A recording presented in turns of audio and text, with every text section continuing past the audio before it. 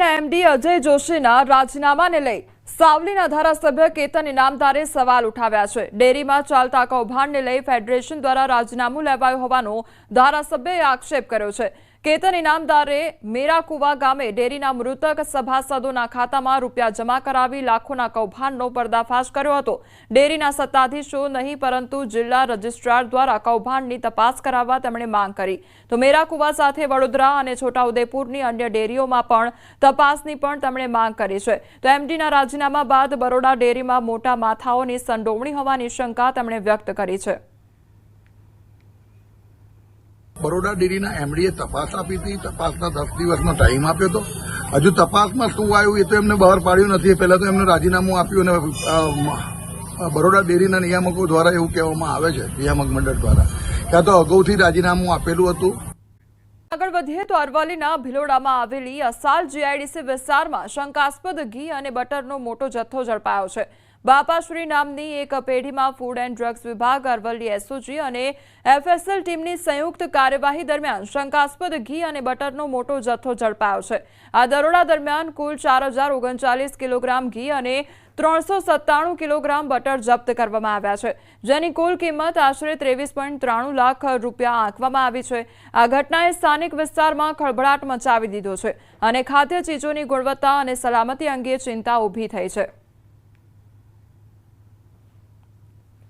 મોટી માત્રાની અંદર ઘી અને બટર અને તૈયાર માલ મળી આવેલું છે।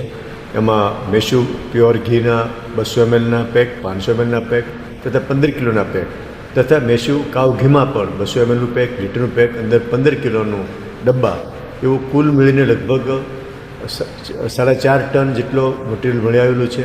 બટર પણ મળી આવેલું છે, જેની કિંમત લગભગ ટોટલી 24 લાખ જેટલી થવા જાય છે। અને આ વ્યક્તિ પાસે કોઈ લાયસન્સ નહોતું બનાવવાના જગ્યા ઉપર અને વગર લાયસન્સે આ એક માતર તાલુકાના સંધાણા ગામના લોકો વીજળીની ધાંધિયાથી રોષે ભરાયા છે અને છેલ્લા 3 મહિનાથી વીજળીના વારંવાર પ્રશ્નો હોવા છતાં કોઈ પણ ઉકેલ ન આવતા ગ્રામજનોએ એમજીવીસીએલ કચેરી ખાતે રોષ ઠાલવ્યો છે। ખાસ કરીને બપોરે અને રાત્રિના સમયે વીજ કાપથી ગ્રામજનો પરેશાન થઈ રહ્યા છે। ગ્રામજનોનો આરોપ છે કે વારંવાર વીજ પુરવઠો ખોરવાતા રોજિંદા કાર્યોમાં વિક્ષેપ આવે છે અને વધુ વોલ્ટેજના કારણે વીજ ઉપકરણો બળી જાય છે।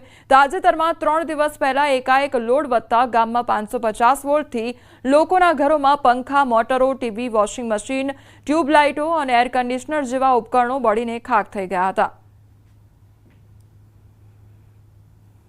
લાઇટો જતી રહેતી હોય છે, આખો દાડો જતી રહેતી છે, તો એમાં ફોન મારે છે તો એ ઊંધો જવાબ આલે છે। હરખો ટાઈમ તો કહેતા જ નહીં, ગમે ત્યારે ક્યારે લાઇટો આવશે એમ, અને ગમે તે રીતના પૂછીએ છે તો એ હરખો જવાબ નહીં આલતા। ભાઈ અમને શું ખબર, અમને કશી નહીં ખબર, એવો અમુક વાર પ્રશ્ન કરતા રહે છે। એવા અમે થાકી ગયા તો લોકોના 200-300 ઘરમાં કેટલાય ઉપકરણો બળી ગયા છે। તે છતાંય હવે પાછો રોજ ડીઓ જાય છે, રોજ રાત્રે 2-2, 4-4 કલાક લાઇટ જતી રહે છે અને અહીં ફોન કરો તો એવું કહે કે બરોડા કરવાનો, અહીં કોઈ જવાબ આલતો છે નહીં। અને આવું ક્યાં સુધી ચલાવશે? સાહેબ જોડે આવો તો સાહેબ ગોર ફેરવે, અને આ બધું ભરેલું આમ પ્રજાનું કોણ ભોગવશે? પેલા 3 મહિનાથી અહીંયા એમજીવીસીએલની એટલી બધી બેદરકારી કે પહેલાં તો કમ્પ્લેન થતી જ નથી, ફોન જ નથી લાગતા। 4-5 નંબર ઉપર કોન્ટેક્ટ કરીએ તે છતાંય કોઈ નંબર ઉપર કોલ રિસીવ ના કરે, ફોન લાગે નહીં જેવા પ્રશ્ન ઊભા થાય છે। અમે થાકી ગયા છે, આ લોકોથી હેરાન કરી નાખ્યા છે। અને ગયા મહિને તો છેલ્લા લગભગ 1 મહિનાની અંદર 14 થી 15 વ્યક્તિની મોત થઈ ગયેલા છે। એમનું બેસણું હોય, એમની જાહેરાત હોય, કોઈને ત્યાં પ્રસંગ હોય, કોઈને ત્યાં લગ્ન હોય, અને લાઇટના છાછ વારે પ્રશ્ન ઊભા થાય છે।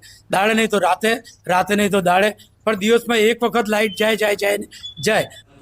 આ ફરિયાદો સાથે ગ્રામજનોએ એમજીવીસીએલની પેટા કચેરી ખેડા ખાતે આક્રોશ સાથે વિરોધ કર્યો। સમગ્ર મામલે અધિકારીઓને સમસ્યાની રજૂઆત કરી, જો કે એમજીવીસીએલના અધિકારીઓએ ગોળ જવાબ આપી સમગ્ર વાતને ટાળવાનો પ્રયત્ન કર્યો હતો અને સરકારી જવાબ આપ્યો કે ફરિયાદ મળી છે, તપાસ કરાવીશું। જે લાસ્ટ ટાઈમ જે ટ્રાન્સફોર્મર ફેલ થઈ ગયેલું હતું એ અંદરના ન્યુટ્રલના પ્રોબ્લેમને કારણે થયું હતું અને વીજળીના પ્રશ્નો થયા હતા, પણ એ બીજા દિવસે બધીને સોલ્વ કરી દેવામાં આવ્યું છે। અને અત્યારે જે રજૂઆત કરવામાં આવી છે કે અમારા ડીઓ વારે ઘડી ઉડી જાય છે, તે લાઇનનું પેટ્રોલિંગ કરી અને જો લોડ બેલેન્સિંગ કરવાની જરૂરિયાત થશે તો લોડ બેલેન્સિંગ પણ કરી આપીશું અને ગ્રામજનોની મદદ લઈ અને જો શક્ય હશે તો નવા ટ્રાન્સફોર્મર પણ ઊભા કરી અને પ્રશ્નનું સોલ્યુશન કરવામાં આવશે. નગરની સરકારી ગુરુ ગોવિંદસિંહ હોસ્પિટલ વિવાદમાં આવી છે. હોસ્પિટલના વહીવટી વિભાગમાં ફરજ બજાવતા બે કર્મચારીએ ₹17,20,000ની ઉચાપત કરી હોવાનું સામે આવ્યું છે.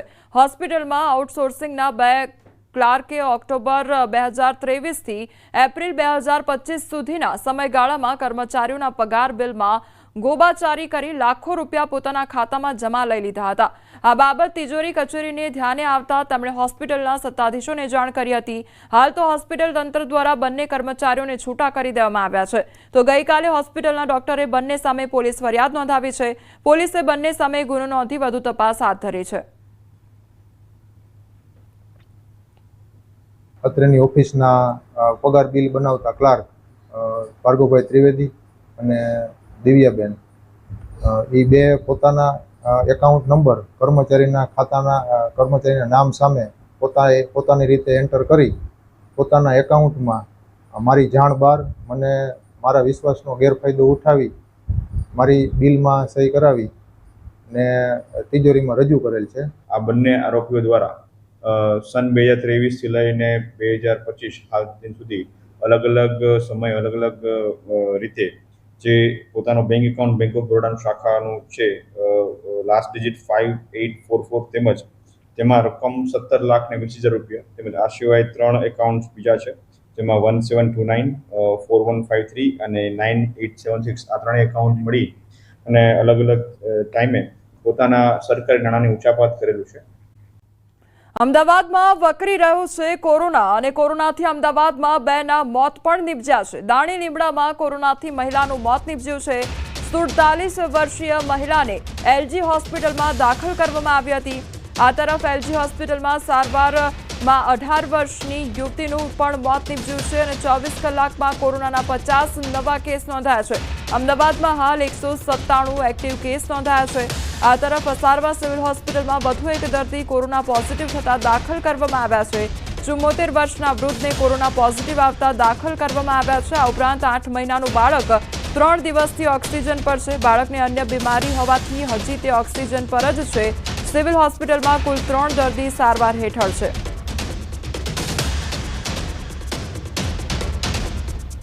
કોરોના અત્યારે આપણા માટે નવો નથી. છેલ્લા 4-5 વર્ષથી આપણે કોરોના સામે લડી રહ્યા છીએ. કોરોના ડેફિનેટલી વધી રહ્યો છે, પણ આપણે જે પ્રમાણે વાતાવરણ જોઈ રહ્યા છે ને જે બહારના દેશોમાંથી લાસ્ટ ટાઈમ પણ એ જ રીતે થયું હતું કે બહારના દેશોમાંથી જ માઇગ્રેટ થયા હતા અને અત્યારે પણ જેટલા કેસીસ જોઈ રહ્યા છો જે લોકો બહારથી આવેલા છે જેમ કે ચીન છે, હોંગકોંગ છે, થાઈલેન્ડ છે, જે જગ્યાએથી માઇગ્રેટ થયા છે એ લોકો જ કોરોના સંક્રમિત કરી રહ્યા છે. કોરોના અત્યારે જ એ રીતે છે કે કોરોના જે રીતે આપણે પહેલાં બી વિચારતા હતા કે હાથ ના ધોવાથી સોશિયલ ડિસ્ટન્સિંગ મેન્ટેન નહીં કરીએ અને આપણો હાથ જો નોઝ અને મોઢા પર જો નહીં જાય, જેમ કે આપણો હાથ હોય એ નાક અને મોઢા પર નહીં જાય, આ જ રીતે આપણે આને સંક્રમિત રોકી શકીશું. અને જે પહેલાં આપણે જે માસ્ક પહેરવાનું ભૂલી ગયા છે છેલ્લા 4-5 વર્ષથી, તો એ માસ્ક પહેરવાનું પણ આપણે શીખવું પડશે. સો મેઇન મુદ્દો એ છે કે માસ્ક પહેરવું પડશે, સોશિયલ ડિસ્ટન્સિંગ મેન્ટેન કરવું પડશે. જે લોકો દર્દી બહારથી આવે છે એનું પ્રોપર ટેસ્ટિંગ કરવામાં આવે તો આપણે આનો સંક્રમિત રોકી શકીશું. પણ એવું તો નહીં થાય કે સંપૂર્ણપણે રોકી શકીશું. સો આપણી તકેદારી છે એ જ વધારે અત્યારે ઇમ્પોર્ટન્ટ છે. હજુ સુધી નવો વેરિયન્ટ છે એવું આપણે ના કહી શકીએ. હજુ પણ કોરોના જે પહેલાં આપણે જે વેક્સિનેશન લીધી છે એ જ વેરિયન્ટ આપણે ગણીને ચાલવું પડે, કારણ કે હજુ સુધી એટલા બધા ક્રિટિકલ કેસીસ આવ્યા નથી. પહેલાં પણ જે કોરોનામાં કહી રહ્યા હતા એ જ રીતે છે કે ઉંમરવાળા છે જેમને લીવર, કિડની, કેન્સર, હૃદય, ડાયાબિટીસ જેવા ઘાતક રોગો હોય અને દર્દી પહેલા અવસ્થામાં જો સારું ધ્યાન ના રાખે, જેમ કે શરૂઆતના 4-5 દિવસમાં ફીવર આવે ને જાતે દવાઓ લીધા કરે અને ડૉક્ટરને ના કન્સલ્ટિંગ કરે તો એ દર્દીઓ વધારે ગંભીર બની શકે છે. જે પણ અત્યારે ન્યૂઝ આવી રહ્યા છે કે ભાઈ કોઈ દર્દી એક્સપાયર થયું કે, તો એ ખાલી ને ખાલી દર્દીની પોતાની બેદરકારી છે. કોરોના એટલો વેરિયન્ટ એટલો ઘાતક નથી, પણ શરૂઆતના તબક્કામાં દર્દીનું ના ધ્યાન રાખેલું અને દર્દીને થતી કોમોર્બિડિટી, હાઇપરટેન્શન, ડાયાબિટીસ, રીનલ ડિસીઝ આ બધા હોય એ બધા દર્દી જ વધારે ઘાતક બની શકે છે. આગળની વિસાવદર વિધાનસભા બેઠક પર પણ ભાજપ કોંગ્રેસના ઉમેદવારોએ ફોર્મ ભરી દીધા છે. વિસાવદર બેઠક પર ભાજપમાંથી કિરીટ પટેલ તો કોંગ્રેસમાંથી નીતિન રાણપરિયા મેદાને ઉતર્યા છે, તો આપમાંથી ગોપાલ ઇટાલિયાએ ફોર્મ ભર્યું છે. વિશ્વાસ છે કે આગામી 19 તારીખે મતદાન થશે ત્યારે ભારતીય જનતા પાર્ટીનો જ્વલંત વિજય થશે. તે અમારા મતદાર ભાઈઓનો વિશ્વાસ જીતી અને એમના કામ કરવા માટેનો અમે એમને વિશ્વાસ અપાવશું. અમે અમારે શું કરવાનું છે એ એજન્ડા સાથે અમે મતદાર ભાઈઓને અપીલ કરશું. તો વિસાવદર બેઠકમાંથી ભાજપમાંથી જે કિરીટ પટેલ છે તેમના દ્વારા ફોર્મ ભરવામાં આવ્યું છે અને બીજી તરફ કોંગ્રેસના ઉમેદવાર જે નીતિન રાણપરિયા છે તેમના દ્વારા પણ આજે ફોર્મ ભરવામાં આવ્યું છે. તો ભાજપ અને કોંગ્રેસના ઉમેદવાર દ્વારા આજે ફોર્મ ભરવામાં આવ્યું છે. આ પહેલા આમ આદમી પાર્ટીના ગોપાલ ઇટાલિયા દ્વારા પણ ફોર્મ ભરવામાં આવ્યું હતું. તો વિસાવદરમાં પણ ત્રિપાંખીયો જંગ જોવા મળશે. જૂનાગઢની વિસાવદર વિધાનસભા બેઠક પર પણ ભાજપ કોંગ્રેસના ઉમેદવારોએ ફોર્મ ભર્યા છે. વિસાવદર બેઠક પર ભાજપમાંથી કિરીટ પટેલ તો કોંગ્રેસમાંથી નીતિન રાણપરિયા મેદાને છે. તો આપમાંથી ગોપાલ ઇટાલિયા દ્વારા ફોર્મ ભરવામાં આવ્યું છે. તો આ તરફ વિસાવદર બેઠકના ભાજપ ઉમેદવાર કિરીટ પટેલે ઉમેદવારી પત્ર ભર્યા બાદ જીતનો વિશ્વાસ વ્યક્ત કરવામાં આવ્યો છે. તો ધારાસભ્ય અને વિસાવદર બેઠકના પ્રભારી જયેશ રાદડિયાએ પણ પેટા ચૂંટણીમાં ભાજપની જંગનો આશાવાદ વ્યક્ત કર્યો છે. કડી પેટા ચૂંટણીમાં હવે જંગ જામશે. કડી પેટા ચૂંટણી માટે ભાજપ, કોંગ્રેસ અને આપના ઉમેદવારોએ શક્તિ પ્રદર્શન સાથે ફોર્મ ભર્યું છે.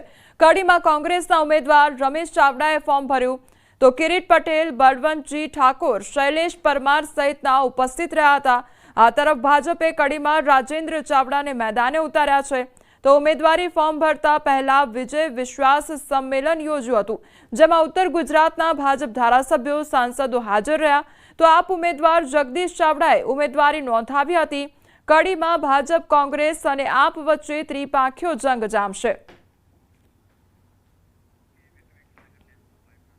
વલસાડ જિલ્લાના વાતાવરણમાં આજે પણ પલટો જોવા મળ્યો છે અને આજે જિલ્લાના કેટલાક વિસ્તારોમાં દિવસભર વાદળછાયું વાતાવરણ છવાયું હતું અને બપોર બાદ ઉમરગામ અને આસપાસના વિસ્તારમાં વરસાદ વરસ્યો હતો. તો ભારે ઉકળાટ અને ગરમીના માહોલમાં વરસાદ વરસતા વાતાવરણમાં ઠંડક પ્રસરી ગઈ હતી અને લોકોએ ગરમી અને બફારાથી રાહત અનુભવી હતી. વરસાદ વરસતા વાતાવરણમાં ઠંડક પ્રસરી ગઈ હતી. તો વલસાડ જિલ્લામાં પણ વરસાદી ઝાપટું પડ્યું અને બપોરના સમયગાળા બાદ વરસાદી માહોલ જામ્યો હતો. એકાએક વાતાવરણમાં પલટો આવ્યો હતો અને હજુ પણ આગામી દિવસોમાં હળવા વરસાદને લઈને આગાહી કરવામાં આવી છે. જે અસહ્ય ગરમીનો મારો સહન કરી રહ્યા હતા લોકો, તેમને હવે ગરમીથી આંશિક રાહત પ્રાપ્ત થઈ છે. પંથકમાં વરસાદી માહોલ જામ્યો છે. 2 દિવસ વિરામ બાદ અચાનક વરસાદી માહોલ જોવા મળ્યો તો અનેક વિસ્તારમાં પવન સાથે વરસાદ ખાબક્યો છે. ટાવર બજાર, જારોલા વાગા, જૈન વાગા, એસટી ડેપો તેમજ રાધે કોમ્પ્લેક્સ વિસ્તારમાં વરસાદ નોંધાયો. આસપાસના ગામોમાં પણ વરસાદી માહોલ જોવા મળ્યો છે. તો ઢાલનગર તેમજ કુકડ, જૂની માંગરોળ, વડજ, ચનવાડામાં પણ વરસાદ નોંધાયો છે. તો ધોધમાર વરસાદ વરસ્યો છે અને હજુ પણ આગામી દિવસોમાં વરસાદને લઈને આગાહી કરવામાં આવી છે. ત્યારે ડભોઈ પંથકના દ્રશ્યો સામે આવ્યા છે કે જ્યાં વાતાવરણમાં એકાએક પલટો આવ્યો છે. તો ડભોઈ પંથકના દ્રશ્યો સામે આવ્યા છે જ્યાં જોરદાર પવન સાથે વરસાદી માહોલ જામ્યો છે. તો ડભોઈ તેમજ આસપાસના જે ગ્રામ્ય વિસ્તાર છે ત્યાં આગળ પણ વરસાદી માહોલ જામ્યો છે. તો વાતાવરણમાં એકાએક પલટો આવ્યો છે. લોકોને ગરમીથી રાહત પ્રાપ્ત થઈ છે. પરંતુ બીજી તરફ જે ખેડૂતો છે તેમને પારાવાર મુશ્કેલીનો સામનો કરવો પડશે કારણ કે તેમના માથે આબ ફાટ્યું હોય તે પ્રકારની પરિસ્થિતિ સર્જાઈ છે. પાકને નુકસાન જવાની ભીતિ સેવાઈ રહી છે. તો હજુ પણ આગામી દિવસોમાં વરસાદને લઈને આગાહી કરવામાં આવી છે.